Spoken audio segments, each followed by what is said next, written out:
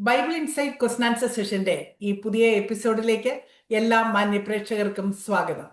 വിശുദ്ധ തിരുവെഴുത്തുകളെ ആസ്പദമാക്കിയുള്ള സംശയങ്ങൾക്കും ചോദ്യങ്ങൾക്കും വേദപുസ്തക അടിസ്ഥാനത്തിൽ തന്നെ ഉത്തരം കണ്ടെത്തി ദൈവസ്നേഹികളിലേക്ക് എത്തിക്കുക എന്നുള്ളതാണ് ഈ പ്ലാറ്റ്ഫോമിൽ കൂടി ഞങ്ങൾ ഉദ്ദേശിക്കുന്നത്.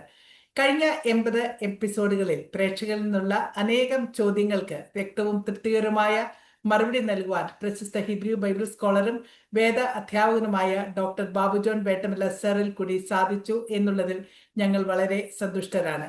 ഇന്നും നിങ്ങളുടെ സംശയങ്ങൾക്കും ചോദ്യങ്ങൾക്കും ഉത്തരം തരുവാനായി മാന്യ കത്രദാസൻ നമ്മോടൊപ്പമുണ്ട്. Welcome to this session sir.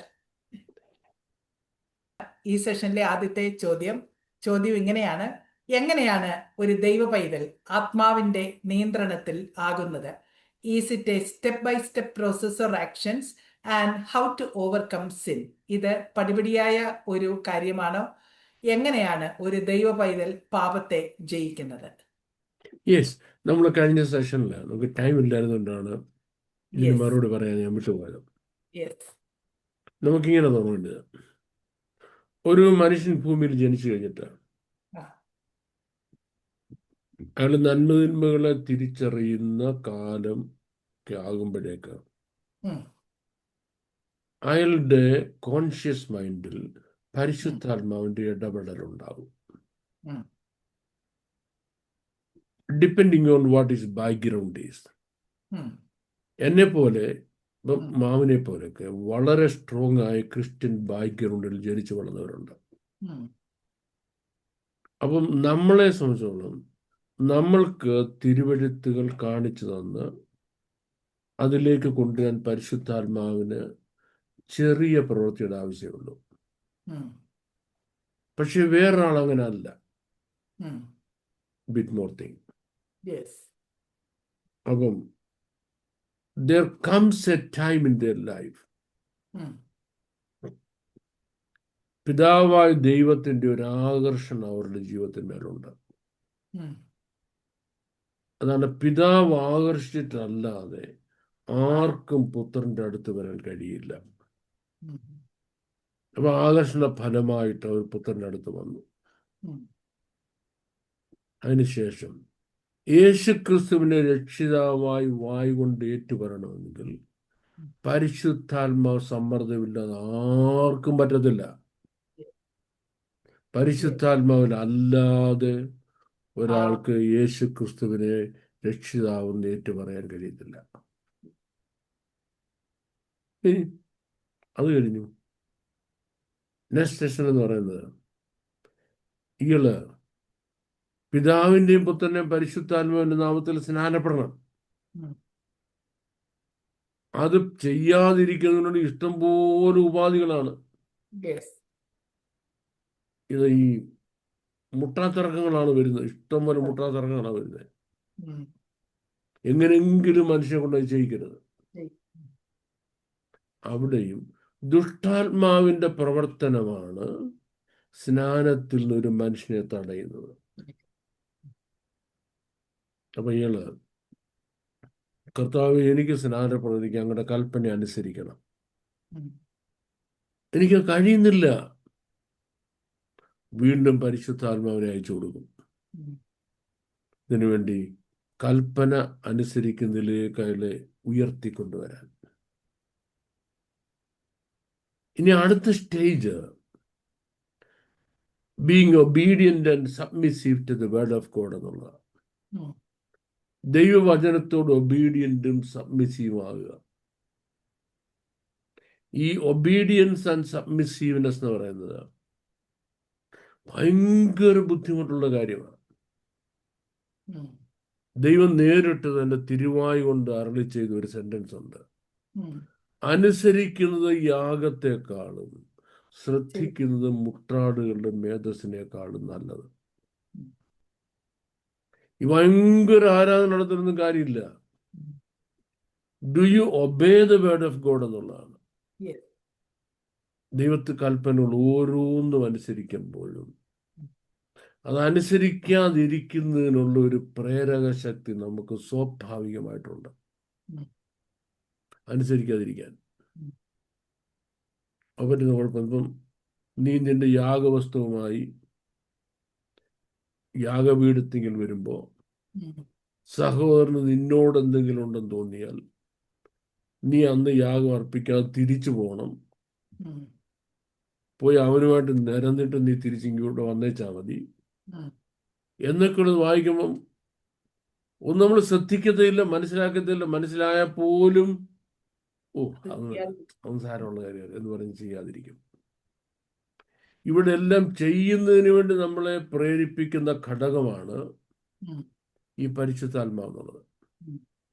അങ്ങനെ വചനം ഓരോന്ന് വായിക്കുന്നതൊക്കെ അനുസരിക്കുന്നതിന് വേണ്ടി പരിശുദ്ധാത്മാവിന്റെ സഹായം പ്രാപിക്കുകയും ചെയ്യുമ്പോൾ കേട്ടോണേ, നമ്മൾ ദൈവജനായി കഴിഞ്ഞ പിന്നെ നമ്മൾ മോണോമാനിയാക്ക, ഏകലക്ഷ്യവാദികളാണ്. ആ ഏകലക്ഷ്യം എന്താണെന്ന് ചോദിച്ചാൽ, എനിക്ക് എൻ്റെ ദൈവത്തിന്റെ വചനം, കൽപ്പന മുഴുവൻ അനുസരിക്കണം. I want to obey every commandment of God that is given for me to obey when I on this earth. ഞാൻ ഈ ഭൂമിയിലായിരിക്കുമ്പോൾ ഞാൻ അനുസരിക്കേണ്ട മുഴുവൻ കൽപ്പനകളും ഞാൻ അനുസരിക്കും എന്നുള്ള ഒരു വാശിയോടുകൂടി ദൈവസ്ഥനെ ചെന്നിട്ട് പറയാം, father, I want to obey every one of your commandments but I cannot. അങ്ങയുടെ കൽപ്പന മുഴുവൻ എനിക്ക് അനുസരിക്കണം, പക്ഷെ എനിക്ക് അനുസരിക്കാൻ പറ്റത്തില്ല, ഞാൻ അതിന് പ്രാപ്തനല്ലെന്ന് പറയുമ്പോൾ a greater measure of Holy Spirit ദൈവം നമുക്ക് അയച്ചു തരും. Greater measure of Holy Spirit. ആ ഗ്രേറ്റർ മെഷർ ഓഫ് ഹോളി സ്പിരിറ്റിനെ നമുക്ക് അനോയിന്റിങ് എന്ന് പറയാം. Now the question, what is anointing? Anointing എന്ന് പറഞ്ഞാൽ എന്താണ്? ഈ burden removing, yoke destroying power of the holy സ്പിരിറ്റിനാണ് അനോയിന്റിങ് എന്ന് പറയുന്നത്. അന്നാളിൽ അവന്റെ ചുമട് നിന്റെ തോളിൽ നിന്നും അവന്റെ ഭാരം നിന്റെ മുതുകിൽ നിന്നും അവന്റെ നുകം നിന്റെ മുതുകിൽ നിന്നും നീങ്ങിപ്പോകും. പുഷ്ടി നിമിത്തം തെറ്റാണ്, അഭിഷേകം നിമിത്തം നുകം ഒടിഞ്ഞു പോകും. അപ്പൊ ദൈവത്തിന്റെ പരിശുദ്ധാത്മാവ് എന്ന് പറയുന്നത് ദുഷ്ടൻ വെച്ചിരിക്കുന്ന എല്ലാ നുകങ്ങളെ ഒടിച്ചിട്ട് നമ്മളെ സ്വതന്ത്രരാക്കുന്ന പരിശുദ്ധാത്മാവാണ്, അഭിഷേകമാണ്. ആ ലെവലിൽ നമ്മൾ വരണം. വന്നു കഴിയുമ്പോൾ പിന്നെ ദുഷ്ടൻ അതുവരുടെ മേൽ നമ്മുടെ വെച്ചിരുന്ന മുഖങ്ങളെല്ലാം ഒടിഞ്ഞു പോയി. അതുവരെ ദുഷ്ടൻ നമ്മുടെ മേൽ വെച്ചിരുന്ന എല്ലാ നുകങ്ങളും ഒടിഞ്ഞു പോയി. എല്ലാ നുകങ്ങളും ഒടിഞ്ഞു. ഇപ്പം ഒരാൾ ദൈവത്തിലായി നമ്പർ ഓഫ് ഇയേഴ്സ് കഴിയുമ്പോഴും അയാൾ പലപ്പോഴും ദുഷ്ടന്റെ നുകത്തിന്റെ അടിയിലായിരിക്കും. അറിയത്തില്ല. ഒന്ന്, ഈ യോക്ക് ഓഫ് ഇഗ്നോറൻസ് എന്ന് പറയും. യോക്ക് ഓഫ് വചനത്തിന്റെ ഒരുപാട് കാര്യങ്ങൾ ചോദിച്ചാൽ ഒരു കുന്തം അറിയത്തില്ല. എന്നാൽ എന്നും അങ്ങ് പച്ചും വെച്ചങ്ങ് പോവുക, അങ്ങ് ആരാധനയ്ക്ക് പോവുക, അങ്ങ് പ്രാർത്ഥന, അങ്ങ് വേദോസം വായിക്കുക. എന്തെങ്കിലും ചോദിച്ചാലോ, പണ്ട് ഷണ്ണൻ സാറ് ചോദിച്ചാലും മറുപടി അറിയും. ഒരുത്തന് പൊരു തിരിച്ചു ഇതല്ലെങ്കിൽ എങ്ങനെ അറിയാം? ഷണ്ണൻ സാറിന്റെ കൂട്ടരാണ്. ഷണ്ണന്റെ പൊരുൾ തിരിച്ചപ്പം മനസ്സിലാകുകയും ചെയ്തു, അനുസരിക്കുകയും ചെയ്തു. ഒന്നാണ് യോക്ക് ഓഫ് ഇഗ്നോറൻസ് എന്ന് പറയുന്നത്. ഈ മറ്റൊന്ന് ഈ യോക്ക് ഓഫ് ട്രഡീഷൻസ് അല്ലെങ്കിൽ കൾച്ചേഴ്സ് എന്ന് പറയും. നമ്മളുടെ ട്രഡീഷൻസ് ഉണ്ട്, നമ്മൾ ജനിച്ചു വളർന്നൊരു ട്രഡീഷൻ. ആ ട്രഡീഷനിൽ നമുക്ക് കിട്ടിയ ഒരുപാട് അബദ്ധങ്ങളുണ്ട്. ഈ അബദ്ധങ്ങൾ നമ്മൾ മോചിതരല്ല. ഈ ട്രഡീഷനിൽ നിന്നും നമ്മൾ മോചിതരല്ല. നമ്മൾ വർഷങ്ങൾ കഴിഞ്ഞാലും നമ്മുടെ ഫോർ ഫാദേഴ്സ് അവര് ദൈവമക്കൾ അല്ലാതിരുന്ന കാലത്ത് അവര് ചെയ്തു വെച്ചതായ ട്രഡീഷൻസ്, നമ്മുടെ ഫോർ ഫാദേഴ്സ് ദൈവമക്കൾ അല്ലാതിരുന്ന കാലത്ത് അവര് ചെയ്തു വെച്ച ട്രഡീഷൻസ്, നമ്മൾ ദൈവമക്കളായ ശേഷം നമ്മൾ ഇപ്പോഴും ആ യോക്കിന്റെ കീഴില, ആ നുഖത്തിന്റെ കീഴില. അവർ ദൈവമക്കൾ അല്ലായിരുന്ന കാലത്താണ് എന്ത് ചെയ്യുന്നത്? അവർ ഹൊറോസ്കോപ്പ് നോക്കാൻ പോകുന്നത്. ഉം. അല്ലേ? ഉം. 7 out of 10 women in England and 6 out of 10 men in England are after the horoscope. Okay. ഇംഗ്ലണ്ടിലെ 10 സ്ത്രീകളിൽ 7 പേരും ആദ്യം നോക്കുന്ന ഹൊറോസ്കോപ്പ്, പത്രം ഉണ്ടാവുന്നത്. ഹൊറോസ്കോപ്പ് ഉണ്ടെങ്കിൽ പത്രം നോക്കത്തുള്ളൂ. 10 6 പുരുഷന്മാർ ഹൊറോസ്കോപ്പിന്റെ പിന്നില. എടാ, നിന്റെ ഭാവി മുഴുവൻ പറഞ്ഞിരിക്കുന്ന ഒരു പുസ്തകമുണ്ട്. അത് വിശുദ്ധ പുസ്തകമാണ്. അത് വായിക്കത്തില്ല. അപ്പൊ എന്താ നമ്മൾ ഈ ഹൊറോസ്കോപ്പ് ഇപ്പോഴും നോക്കാൻ കാര്യം എന്താ? ഇപ്പോഴും കല്യാണത്തിന് സമയം കുറിക്കാൻ കാര്യം എന്താ? ഇത്രേ ഉള്ളൂ. നമ്മളെ പഴയ ട്രഡീഷന്റെ കീഴിലാണ്. ഇത് നമുക്ക് പറയാമെന്ന് പറഞ്ഞാല് ട്രഡീഷൻ എന്ന് പറയുന്നത് കൾച്ചർ എന്ന് പറയും. നമ്മുടെ പഴയ കൾച്ചറിന്റെ കീഴിലാണ്. ഞാനിത് പറയുന്നുണ്ട്, ആളുകൾ വളരെ നിശിതമായിട്ട് എന്നെ വിമർശിക്കുകയും നല്ലപോലെ ചീത്ത പറയുകയും ചെയ്യും. അപ്പൊ ഈ വന്നു കഴിയുമ്പോൾ ആൾക്കാർ ചീത്ത പറയുന്നത് എന്നെ പറയാവും, മാമിനെ പറയരുതേ എന്നുള്ള ആഗ്രഹത്തിലാണ് ഞാൻ. എനിക്ക് കാര്യം മാമിന്നത് ഇന്നസെന്റാ, നോട്ട് എനിത്തിങ്. നമ്മള് ചില സ്ഥലങ്ങളിൽ പോയാല്, പ്രത്യേകിച്ച് ട്രിവാൻഡ്രം പോലുള്ള സ്ഥലങ്ങളിൽ ശവം കുഴിച്ചിരുന്ന വീടിന് മുറ്റത്താ. ശവം കുഴിച്ചിരുന്ന വീടിന്റെ മുറ്റത്താണെന്ന്. മനസ്സിലായി? എന്തോ ഒരു തെറ്റാണത്. തെറ്റാണ്. എന്താ അതിന്റെ റീസൺ?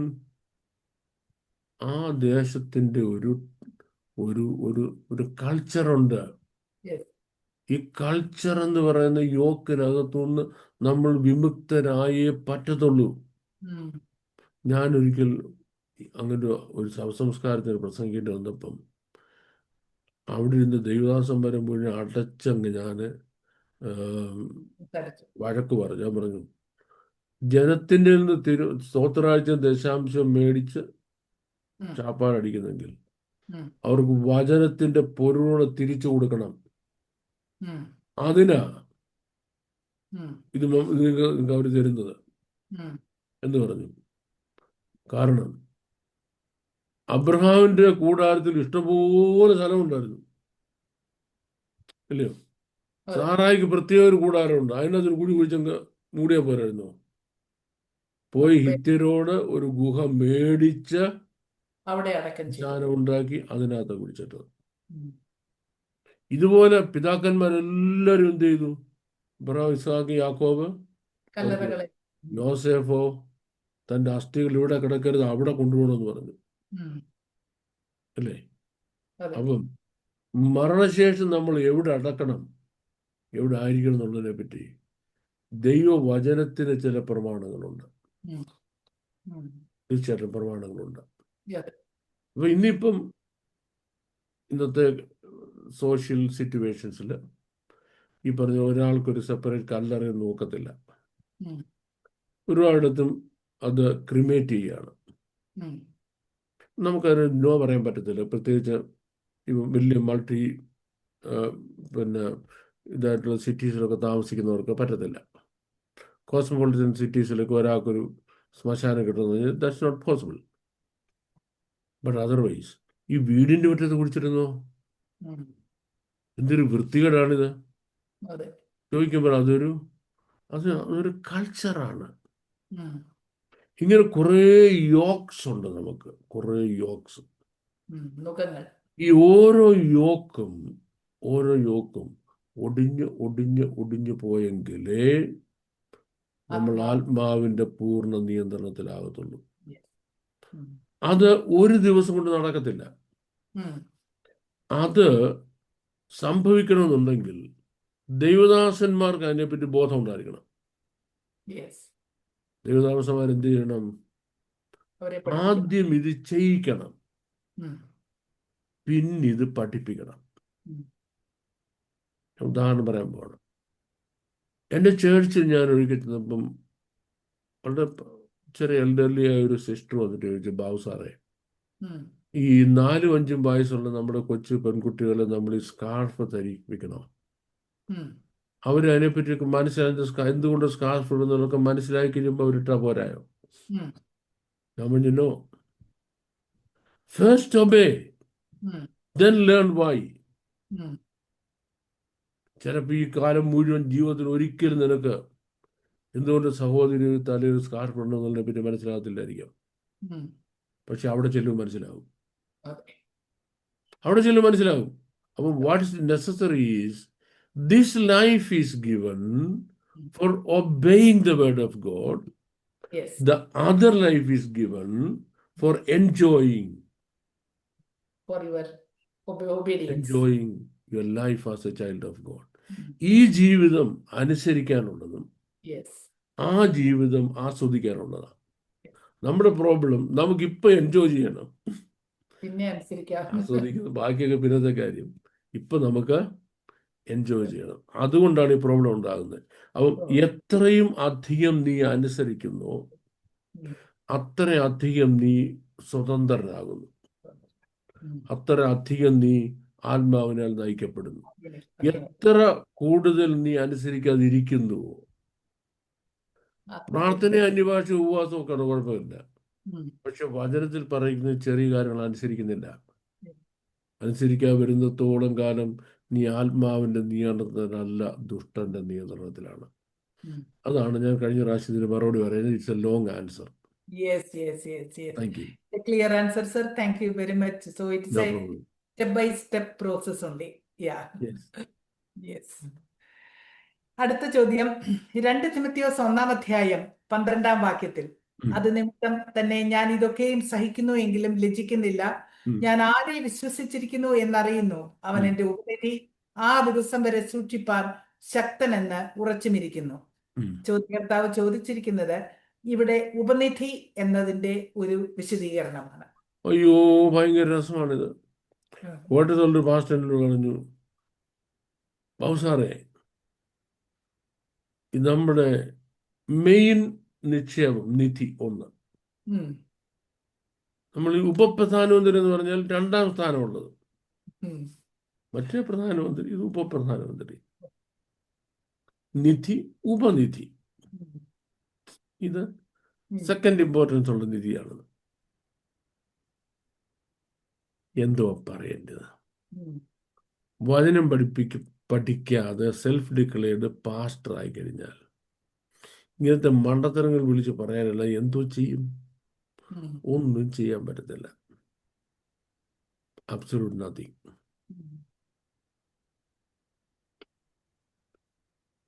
അപ്പോസ്തലനായ പൗലോസ്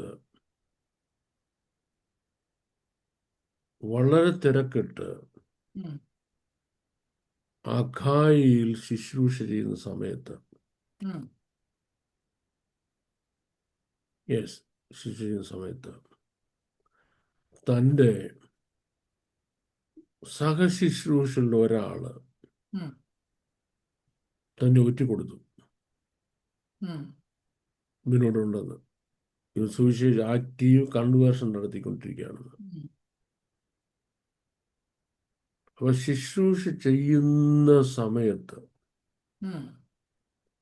പട്ടാളക്കാർ വന്നിട്ട് ഇട്ടോണ്ട് നിൽക്കുന്ന തുണിയോടെ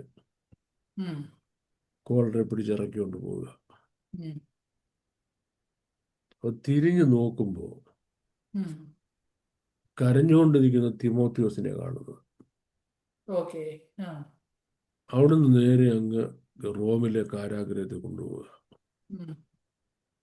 അവിടുന്ന് തിമോത്തിയോസിന് ലേഖനം എഴുതുമ്പം, നിന്റെ കണ്ണുനീര്, ഞാൻ കണ്ണടയ്ക്കുമ്പോൾ എല്ലാം കാണുന്നു നിന്റെ കണ്ണുനീര്. കർത്താവിന് വേണ്ടി ഇറങ്ങി തിരിച്ച അന്ന് മുതൽ അത്രയും കഷ്ടം സഹിച്ച ഒരു മനുഷ്യനില്ല, അടി കൊണ്ട് ഒരു മനുഷ്യനില്ല. ഇപ്പം ഇട്ടിരിക്കുന്ന ഒറ്റ ഡ്രസ്സേ ഉള്ളൂ, വേറെ ഒന്നുമില്ല. അറ്റ്ലീസ്റ്റ് ഒരു പുതപ്പെങ്കിലും നീ കൊണ്ടുവരണമെന്ന് എഴുതുക. എഴുതുമ്പം തൻ്റെ കഷ്ടങ്ങളുടെ ലിസ്റ്റെല്ലാം പൗലോസിന് അറിയാം, തിമോത്തിയോസിനും അറിയാം. ഞാൻ ഇതൊക്കെ എന്തിനാ സഹിക്കുന്നത്? Why do I suffer all these things?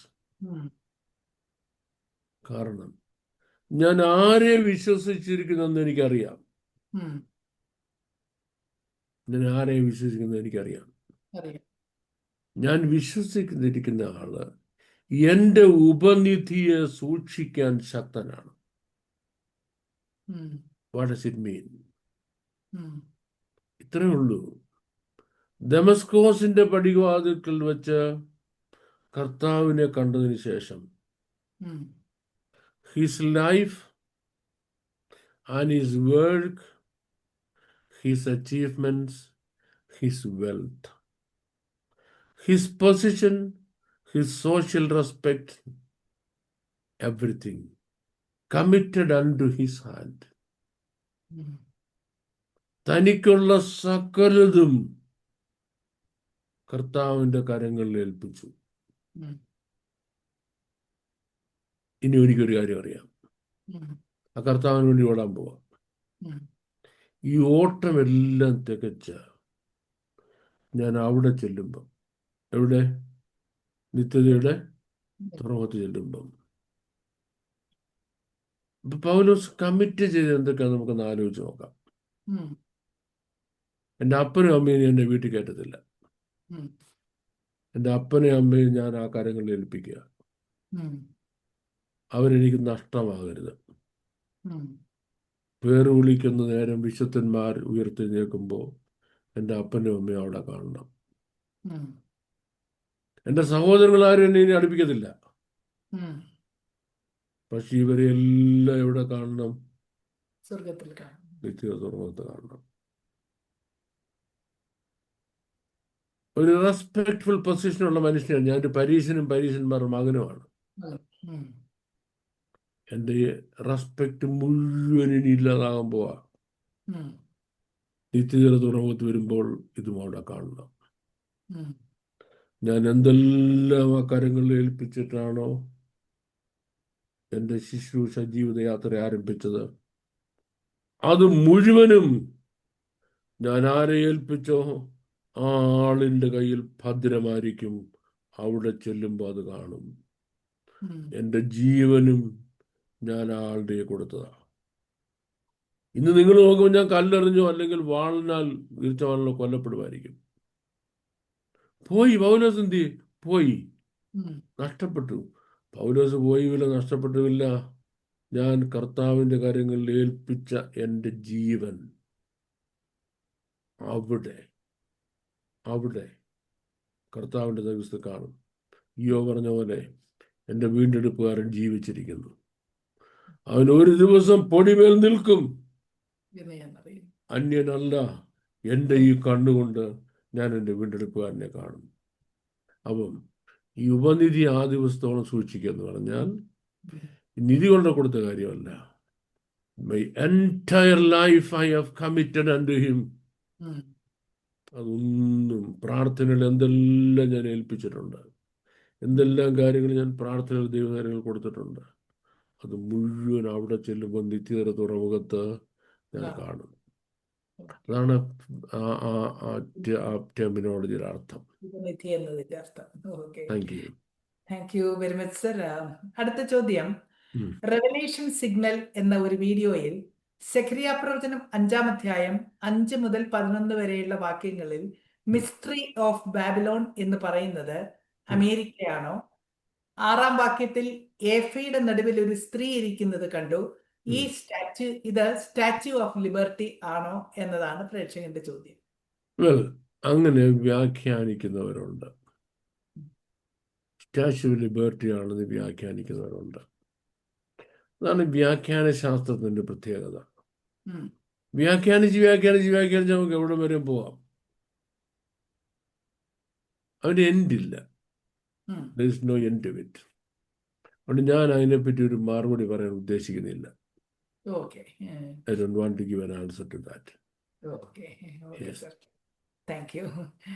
അടുത്ത ചോദ്യം, യിരെമ്യാ പ്രവചനം 31-ാം അധ്യായം 15-ാം വാക്യത്തിൽ യഹോവ ഇപ്രകാരം അരുളി ചെയ്യുന്നു, രാമയിൽ ഒരു ശബ്ദം കേൾക്കുന്നു, വിലാപവും കഠിനവുമായുള്ള കരച്ചിലും തന്നെ.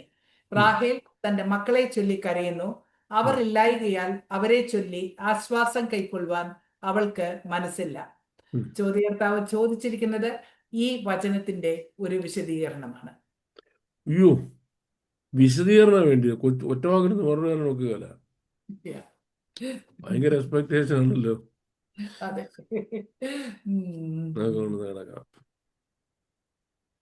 യിരെമ്യാവ് ബാലനായിരിക്കുമ്പോൾ പ്രവചനം ആരംഭിച്ചു. ഇപ്പൊ ഒരു ടീനേജറാണ് യിരെമ്യാവ്. ഇപ്പൊ ഈ സംഭവം നടക്കുമ്പോൾ പ്രവചിക്കുമ്പോൾ നെബൂഖദ്നേസർ ബാബിലോണിൽ നിന്ന് വന്നിട്ട് യഹൂദന്മാരെ അടിമകളായിട്ട് കൊണ്ടുപോവുക. യിരെമ്യാവ് പ്രവചിച്ചു, ഞാൻ നിങ്ങളെ ബദ്ധരായി പോകുമാറാക്കുന്ന ദേശത്തിന്റെ നന്മ അന്വേഷിച്ച് അവർക്ക് വേണ്ടി നിങ്ങൾ അധ്വാനിക്കണം. അവിടെ നന്മ ഉണ്ടെങ്കിലല്ല നിങ്ങൾക്കും ജീവിക്കാൻ വല്ലതും കാണത്തുള്ളൂ എന്ന് പറഞ്ഞ്, ഞാൻ നിങ്ങളെ ബാബിലോണിൽ വിടുക അടിമകളായിട്ട്. പോയി ശരിക്കും പറഞ്ഞു കഴിഞ്ഞു, കൂലി കിട്ടും, തിന്നാം. പിന്നെ ദൈവം നമ്മളെ വിടുവിക്കും, ദൈവം നമ്മൾ അടിമത്തത്തിലേക്ക് വിടത്തില്ല, ദൈവം നമ്മളെ സഹായിക്കും, നാം ദൈവവേദനാണ്, നമ്മൾ ഇവിടെ കറങ്ങി നടന്ന ആണി കൊണ്ട് നിന്റെ ഊപ്പാട് വരും എന്ന് പറഞ്ഞു. ഇവന്മാരെന്നറിയോ, അഹങ്കാരികളല്ലയോ. ഓ, ഞങ്ങൾ ദൈവത്തിന്റെ വിശുദ്ധ ജനമാണോ, ഞങ്ങൾ ആരും വരത്തില്ലെന്ന് പറഞ്ഞു. ഈ ബാബിലോൺ വരുന്നത് സ്ലേവ് ഹണ്ടിങ്ങിനാണ്. കാരണം ലോകത്തിലെ ഏറ്റവും വലിയ സാമ്രാജ്യമായിട്ട് ബാബിലോൺ സാമ്രാജ്യം പണിയണം, ബിൽഡ് ചെയ്തെടുക്കുക. അതിന് ലക്ഷക്കണക്കിനുള്ള കോടിക്കണക്കിന് സ്ലേവ്സിനെ വേണം. ആ സ്ലേവ്സിന്റെ പ്രത്യേകത, അവന് തിന്നാൻ എന്തെങ്കിലും കൊടുക്കണം, ഒരു ഇടാണ്ട് തുണി കൊടുക്കണം, കൂലി കൊടുക്കണ്ട. അവന് ഒരു റൈറ്റും ഇല്ല, അവന്റെ ലൈഫിന്റെ മേൽ അവന് റൈറ്റ് ഇല്ല. അവൻ പണിതോളും. അപ്പൊ ഇവർ വലിയ മുതലാളിമാരാണ് യഹൂദന്മാർ. എല്ലാവർക്കും 35, 50, 70 ഏക്കർ വെച്ച സ്ഥലമുണ്ട്. അതിനകത്ത് അങ്ങനെ കൃഷി ചെയ്ത് ഇഷ്ടംപോലെ തിന്ന് കൊഴുത്ത് കള്ളു കുടിച്ച് നടക്കുന്ന ഈ പെണ്ണുങ്ങള് ഓഹോ, കലശങ്ങളിൽ വീഞ്ഞു കുടിച്ച് ഇങ്ങനെ കട്ടിൽ ആനക്കൊമ്പോലുള്ള കട്ടിൽ ഇങ്ങനെ കിടക്കില്ലേ ഉള്ളാര് പോകും. അപ്പം കുറെ ലോക്കൽ പ്രവാചകന്മാരെ പ്രവചിച്ചു, ദൈവജനമേ, ദാ ദൈവത്തിന്റെ കരം നിന്റെ മേൽ പ്രവർത്തിക്കാൻ പോവുകയാണ്. ചുമ്മാ പറയാ. അപ്പൊ ഇയാളുടെ വേലക്കാർ പിന്നെ ബാബിലോണിന്റെ സോൾജിയേഴ്സ് വന്നു. അവരാദ്യം യഹൂദനാട് മുഴുവൻ വളഞ്ഞു. ആരും നാട് വിട്ട് പോകാനൊക്കത്തില്ല, ചുറ്റും വളഞ്ഞ സൈന്യം. അതിനുശേഷം ഇവർക്ക് സപ്ലൈസ് ഒന്നും കിട്ടാതായി, പട്ടിണിയായി. പട്ടാളക്കാർ കയറിട്ട് പോയി, നിങ്ങൾ ഓരോരുത്തരായിട്ട് എൻലിസ്റ്റ് ചെയ്തോളുക. ഒരു കയറിൻ്റെ അറ്റത്ത് ഓരോരുത്തരും ഇങ്ങനെ കെട്ടും, ആ കയറിൻ്റെ മറ്റേ ഇങ്ങനെ നീണ്ട കയറെ കെട്ടി വെച്ചേക്കുന്നത്. നടക്കണം, നടന്ന് ബാബിലോണിൽ പോകണം. ഇതിനെ തല്ലിക്കൊന്നാലും അവിടെ കൊണ്ടിട്ട് കാര്യമില്ല. ചെപ്പിക്കുറ്റിക്ക് അടി കൊടുത്താലേ ഇനി പല്ലും പിടിച്ചിട്ട് അവിടെ ചെന്ന് ജോലി ചെയ്യുമോ? പുറത്തിട്ട് ഇടിച്ചു കഴിഞ്ഞാൽ ഇവൻ ചുമച്ച് അവിടെ ഇരിക്കത്തില്ല, ഇവിടെ ജോലി ചെയ്യാൻ കൊള്ളാം. ഇവനെ കൊണ്ടുപോകാൻ വേണം. പിന്നെന്താ മാർഗം? ബാബിലോൺ സോൾജിയേഴ്സ് നോക്കിയപ്പം ഓരോ വീട്ടിലും ഒരു 25-30 പിള്ളേരുണ്ട് കേട്ടോ. ഒത്തിരി പ്രസവിക്കും ഈ പെണ്ണുങ്ങളെ. ഈ പിക്കിരി ചീപ്പിരിക്കി നടക്കുന്ന കൊച്ചുങ്ങളുണ്ടല്ലോ, ചിരിച്ചിരുന്ന ഇതിനെയൊക്കെ ഇങ്ങനെ 2 കാലുകൾ പിടിച്ചെടുത്തിട്ട് ഈ തുണി അലക്കുന്ന കാലുണ്ടല്ലോ, അതിട്ട് മാക്കിനെ തല്ലുമ്പോൾ റോട്ട് തല്ലി. അത് കണ്ടപ്പോ സഹിക്കാൻ വയ്യ. അയ്യോ, ഞങ്ങൾ കൊച്ചുങ്ങളെ കൊല്ലല്ലേ, ഞങ്ങൾ വരാമെന്ന് പറഞ്ഞു. അപ്പം രാമയിൽ ഒരു കരച്ചിൽ കേട്ടു. രാമയിൽ എന്നുള്ളത് യഹൂദാദേശം എന്നുള്ളതിന്റെ വേറൊരർത്ഥമാണ്, വേറൊരു വേർഡാണ്. രാമയിൽ ഒരു കരച്ചിൽ കേട്ടു. റാഖേൽ മക്കളെ ചൊല്ലി കരയുന്നു. ഉം. റാഖേൽ എന്നുള്ളതും യഹൂദ സ്ത്രീകളെ ഒരുമിച്ച് പറയുന്ന വൺ വേർഡാണ്. കളക്റ്റീവായിട്ട്. റാഖേൽ മക്കളെ ചൊല്ലി കരയുന്നു. ഉം. അവരില്ല. ഉം. ഇനി എന്തോ ആശ്വാസമാണ്. ഉം. അവരില്ലാത്തതുകൊണ്ട് ആശ്വാസം കൈക്കൊള്ളാൻ മനസ്സില്ല. ഉം. ഇങ്ങനെ കരഞ്ഞുകൊണ്ട് പോവുക. പോയി പോയി പോയി പോയി പോയി നടന്ന് നടന്ന് നടന്ന് നടന്ന് നടന്ന് ഒരു രണ്ട് ഖെബാർ നദിയുടെ അവിടെ എത്തി. ഉം. ഖെബാർ നദിയിൽ അവിടെ എത്തിയപ്പം ഈ പിടിച്ചോണ്ട് പോയവർ പറഞ്ഞു, നമ്മളെല്ലാവരും നടന്ന് പറഞ്ഞു, നിങ്ങളുടെ പാട്ട് പാടാൻ പറഞ്ഞു. ഉം. 137 സംഘത്തിന്. ഓക്കെ. ബാബേൽ നദിയുടെ തീരത്ത് ഞങ്ങൾ ഇരുന്ന് സിയോനെ ഓർത്തപ്പോൾ കരഞ്ഞു. ഞങ്ങൾ ഞങ്ങളുടെ കിന്നരങ്ങളെ അലരി വൃക്ഷങ്ങളിൽ തൂക്കിയിട്ടു. ഇനി പാട്ടൊന്നും വേണ്ടെന്ന് എനിക്ക് എൻ്റെ അവിടെ തൂക്കിയിട്ടിരിക്കുക. അപ്പോൾ ഇവർ ഞങ്ങളോട് പാട്ട് പാടാൻ പറഞ്ഞു. ഞങ്ങൾ യഹോവയുടെ ഗീതം അന്യദേശത്ത് പാടുന്നത് എങ്ങനെയോ. എന്നിട്ട് പറയാണ്, യെരൂശലേം നിന്നെ ഞാൻ മറന്നുപോയാൽ എൻ്റെ വലം കൈ മറന്നു പോയിട്ട് മുഖ്യ സന്തോഷത്തേക്കാൾ വിലമതിക്കാതെ പോയാൽ നാം ഉണ്ടാക്കൊണ്ട് പറ്റുന്നത്. ഇവരൊക്കെ പ്രാർത്ഥിച്ച് പാടിയൊക്കെ വന്നപ്പോഴത്തേക്ക് ചെറിയ അഭിഷേകം വന്നപ്പോഴത്തേക്ക് കുമാരി ചെയ്ത ഓർമ്മ വന്നു. നാശമെടുത്തിരിക്കുന്ന ബാബേൽ പുത്രിയെ മുട്ടിച്ചോമാരെ, നീയൊക്കെ ഞങ്ങളോട് ചെയ്യുന്ന പോലെ നിന്നോടും ചെയ്യണം. എന്താ ചെയ്യേണ്ടത്? നിന്റെ മക്കളെ പിടിച്ച് പാറമേൽ അടിച്ചു കളയുന്നവൻ ഭാഗ്യവാൻ. അപ്പം ഇത് ഒരു പ്രൊഫറ്റിക് ഈവന്റ് ആണ്. പ്രൊഫറ്റിക് ഇവന്റ് എന്ന് പറഞ്ഞാൽ ഈവന്റ് റിപ്പീറ്റേഷൻ ഉണ്ടായി വീണ്ടും. നമ്മുടെ വാഴ്ത്തപ്പെട്ട കർത്താവ് ജനന സമയത്ത് ആയിരക്കണക്കിന് കുഞ്ഞുങ്ങളെ കൊന്നുകളഞ്ഞു ഹെരോദാവ്. ഒരുപാട് പേരെ 2 വയസ്സ് താഴെയുള്ള കുഞ്ഞുങ്ങളെ കൊണ്ടു കളഞ്ഞു.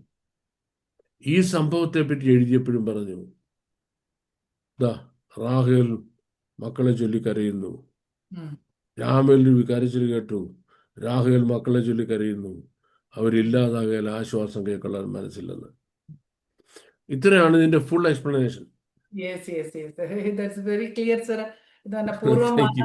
ഇസ്രായേലിന്റെ മാതാവായിട്ടാണ് റാഹേലിനെ കണക്കാക്കിയിരിക്കുന്നത്. Thank you. അടുത്ത ചോദ്യം 2 കൊരിന്ത്യർ 8-ാം അധ്യായം 9-ാം വാക്യം.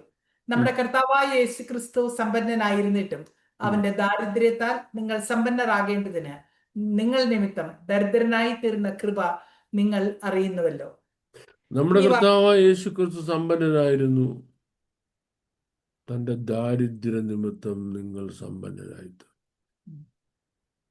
അപ്പൊ നമ്മളെ തേടി ഭൂമിയിലേക്ക് വരുമ്പോൾ സ്വർഗത്തിൽ തനിക്ക് ദൈവരൂപമുണ്ടായിരുന്നു, അത് കളഞ്ഞു. ദൈവത്തോട് സമത്വം ഉണ്ടായിരുന്നു, അത് കളഞ്ഞു. ഉന്നതമായ സ്ഥാനം സ്വർഗത്തിലുണ്ടായിരുന്നു, അവിടെ താഴെ ഭൂമിയിൽ വന്നു മനുഷ്യനായി. അതിനുശേഷം സ്ലേവായി, അടിമ. അടിമയ്ക്ക് ഒരു അവകാശമില്ലല്ലോ. അപ്പൊ ഇതെല്ലാം എന്തിനാ നഷ്ടമാക്കിയത്? എന്തിനാ നഷ്ടമാക്കിയത്? എന്തിനാ നഷ്ടമാക്കിയത്? നിങ്ങൾ നിമിത്തം. നിന്നെ നേടും എന്നുള്ള ആഗ്രഹത്തോടെ, മനുഷ്യനെ രക്ഷിക്കാമെന്ന ആഗ്രഹത്തോടെ തന്റെ സകല പദവികൾ ഒഴിച്ചിട്ട് ഇറങ്ങി വരും. ആ പദവികളായിട്ട് ഇങ്ങോട്ട് വരാനൊക്കത്തില്ല. അതുകൊണ്ട് ഇങ്ങോട്ട് വരാനൊക്കത്തില്ല. അത് മുഴുവൻ ഒഴിച്ചു വെച്ച ഏറ്റവും താണ മനുഷ്യനേക്കാൾ താണ മനുഷ്യനായി. ഒരു മനുഷ്യൻ എത്രയും താഴാം? ഒരു മനുഷ്യൻ എത്രയും താഴാം? ഒന്ന്, a person can have a very low parentage. ഒരു കാൽക്കാശ് നിവർത്തിയില്ലാത്ത അപ്പനും അമ്മയാണ് അവന്റെ അപ്പനും അമ്മ ഇരിക്കട്ടെ. കൊച്ചാങ്കാലത്ത് ഒരു കൊച്ചു ഒരു നെല്ലിക്ക മുട്ടായി തിന്നാൻ പോലും അവന് വകയിൽ. ഒക്കത്തില്ല. ഇഷ്ടമുള്ള ഉടുപ്പും നിക്കറൊന്നും മേടിച്ചിടാൻ ഒക്കത്തില്ല. കളിപ്പാട്ടങ്ങളൊന്നും ഇല്ല. ജനിക്കുന്നത് എവിടാ? ആ വഴിയമ്പലത്തിനും ആ പുൽക്കൂട്ടിനും ഇടയ്ക്കുള്ള ആ വൃത്തികെട്ട സ്ഥലത്ത്, ആ ഓപ്പൺ പ്ലേസിൽ ഒരു സ്ത്രീ പരസ്യമായിട്ടൊന്ന് കുഞ്ഞിനെ പ്രസവിക്കുക.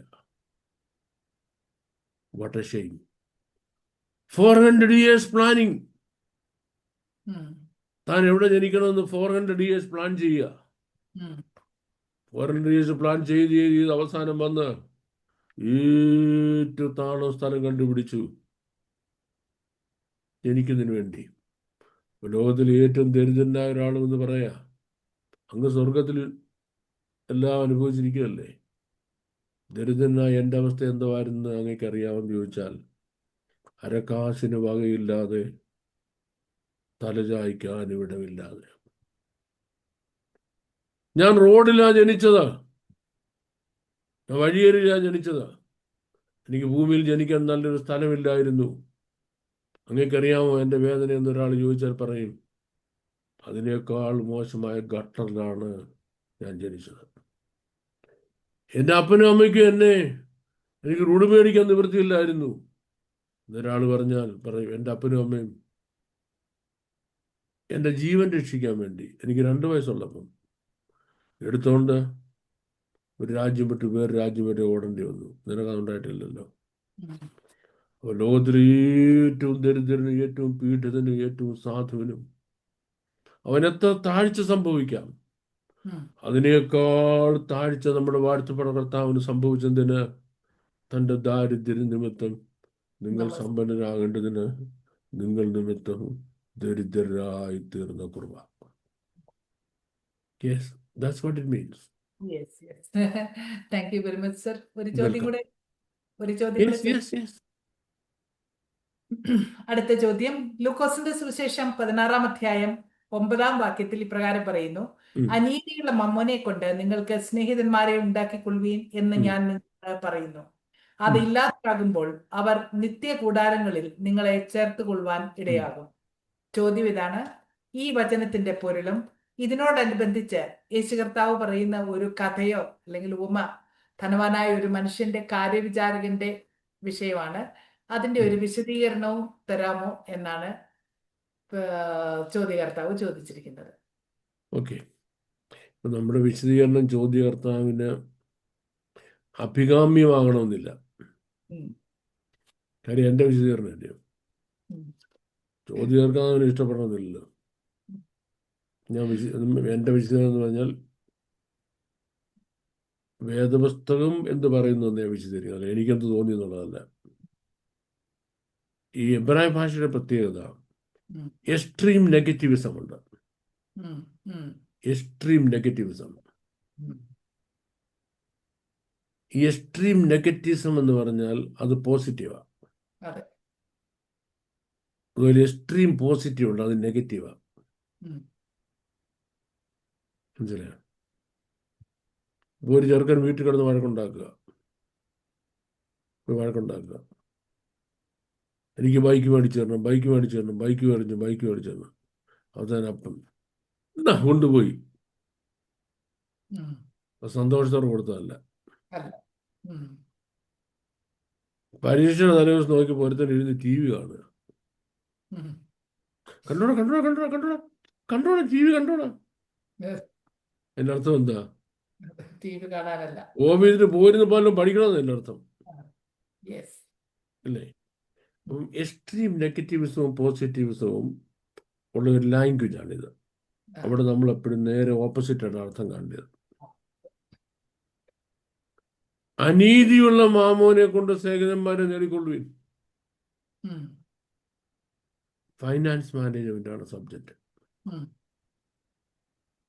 ഇഷ്ടംപോലെ പൈസ ഉണ്ടെങ്കിൽ ഇഷ്ടംപോലെ കൂട്ടുകാരും കിട്ടും. ഇഷ്ടംപോലെ പൈസ ഉണ്ടെങ്കിൽ ഇച്ചിരി വഴിവിട്ട് സഞ്ചരിക്കാമെങ്കിൽ പൈസ ഉണ്ടാക്കാൻ ആർക്കും എളുപ്പമാണ്. വഴിവിട്ട് സഞ്ചരിച്ചാൽ ആർക്കും പൈസ ഉണ്ടാക്കാം. കഞ്ചാവ് കടത്താനും കള്ളുവാറ്റിനും മറ്റു വൃത്തികേടുകൾക്കും കൂട്ടു നിൽക്കാമെന്നുണ്ടെങ്കിൽ പെട്ടെന്ന് പൈസ ഉണ്ടാകും, ഇഷ്ടംപോലെ കൂട്ടുകാരെ കിട്ടും. അന്യതുള്ള മാമാനെ കൊണ്ട് സ്നേഹന്മാരെ കൊണ്ടും അവസാനം അവർ നിന്നെ നിത്യ കൂടാരങ്ങൾ ചേർത്തുകൊള്ളും. അവസാനമേ ഈ നിന്റെ കൂടെ കള്ളു കുടിക്കാനും ബീഡി വലിക്കാനും കൊണ്ടടിക്കാവുന്നവരുണ്ടല്ലോ, അവരെല്ലാം കൂടെ നിന്നെ സ്വർഗത്തിലും കൊണ്ടുപോയിക്കോളും. അവരെല്ലാം കൂടെ നിന്നെ സ്വർഗത്തിലും എന്ന് പറഞ്ഞതിന്റെ അർത്ഥം എന്താ? Extreme negative. ഇവനെയൊക്കെ കൂട്ടുപിടിച്ചാൽ നീ ജന്മം സ്വർഗം കാണത്തില്ലെന്ന്.